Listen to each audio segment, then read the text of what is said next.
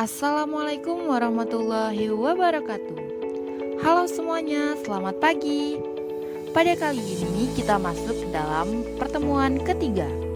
Tapi sebelum masuk pada pertemuan hari ini, alangkah baiknya kita berdoa. Berdoa menurut kepercayaan masing-masing. Berdoa mulai. Berdoa selesai. Jadi hari ini kita masuk ke dalam materi penerapan multimedia interaktif sebagai media publikasi dengan mata pelajaran multimedia SMK jurusan Desain Komunikasi Visual dengan capaian pembelajaran KD 4.11 melakukan publikasi multimedia interaktif.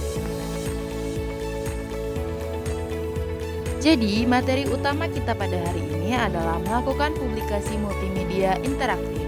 Untuk seluruh siswa diharapkan menyimak materi dari awal hingga akhir.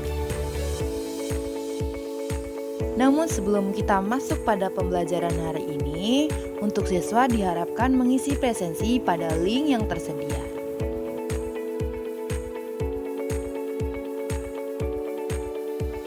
Nah, selanjutnya kita masuk pada tahap pretest.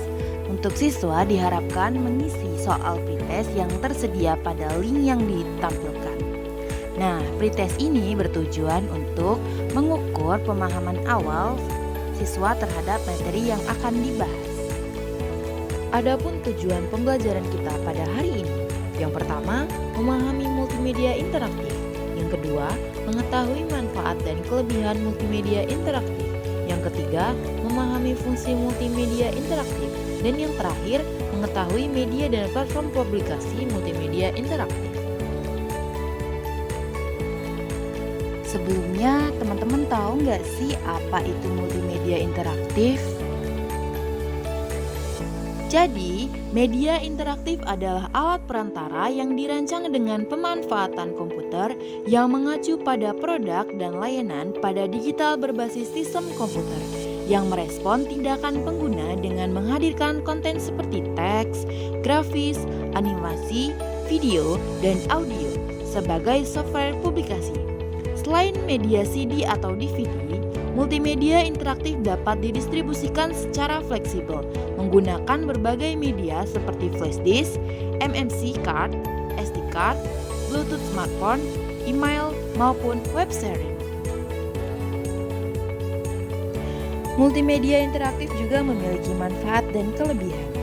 Multimedia dapat dimanfaatkan oleh suatu perusahaan, instansi, institusi, atau sekolah-sekolah sebagai alat keunggulan bersaing. Multimedia menjadi sebuah keterampilan dasar yang sama pentingnya dengan keterampilan membaca. Multimedia melakukan hal ini bukan hanya dengan teks, tetapi disertai dengan bunyi, musik, gambar, animasi, dan video. Salah satu kelebihannya adalah mampu meningkatkan daya tarik karena menggabungkan elemen teks, gambar, audio, video, dan animasi. Hal ini membuat konten lebih hidup dan menarik perhatian audiens dibandingkan media tradisional. Multimedia interaktif untuk menyampaikan informasi secara visual dan dinamis juga membuatnya lebih mudah dipahami. Konten yang interaktif cenderung lebih mudah diingat, sehingga membantu audiens menyerap pesan dengan lebih efektif. Selanjutnya masuk pada fungsi multimedia interaktif. Multimedia interaktif ini memiliki beberapa fungsi. Yang pertama, fungsi edukasi atau pembelajaran. Multimedia interaktif dapat berfungsi sebagai konten pembelajaran, misalnya saja simulasi pengoperasian sebuah alat atau kegiatan. Yang paling banyak digunakan yaitu berisikan pembelajaran anak, seperti memahami nama hewan dan bentuknya, melatih membaca, menulis, dan kuis. Fungsi yang kedua yaitu fungsi entertainment. Dalam multimedia interaktif bisa mengandung entertainment atau hiburan, misalnya saja berisikan suatu permainan atau games ringan. Fungsi yang ketiga dan yang terakhir yaitu fungsi komunikasi perusahaan. Pembuatan multimedia interaktif yang banyak saat ini berisikan company profile, suatu perusahaan, individu, atau instansi. Dalam company profile, ini ditampilkan visi, misi, tujuan dan informasi-informasi mengenai suatu perusahaan yang bertujuan untuk menyampaikan keberadaan perusahaan tersebut. Media dan platform publikasi multimedia interaktif. Yang pertama, website. Konten dapat diterbitkan dalam bentuk web interaktif. Yang kedua, aplikasi mobile.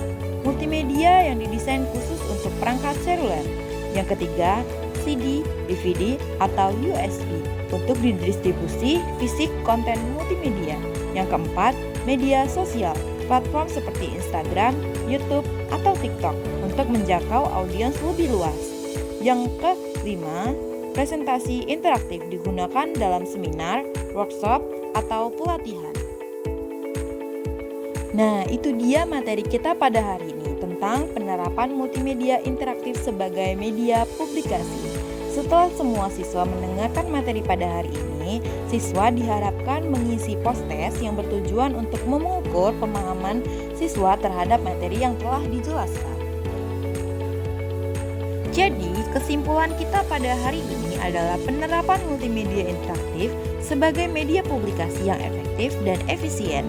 Multimedia interaktif menggabungkan teks, gambar, video, animasi, dan suara untuk memberikan pengalaman komunikasi yang lebih menarik dibandingkan media cetak. Fungsinya mencakup edukasi, hiburan, komunikasi perusahaan, hingga promosi personal dengan laporan tujuan tahunan. Teknologi ini menawarkan fleksibilitas distribusi melalui berbagai media digital, meningkatkan daya tarik dan pemahaman audiens.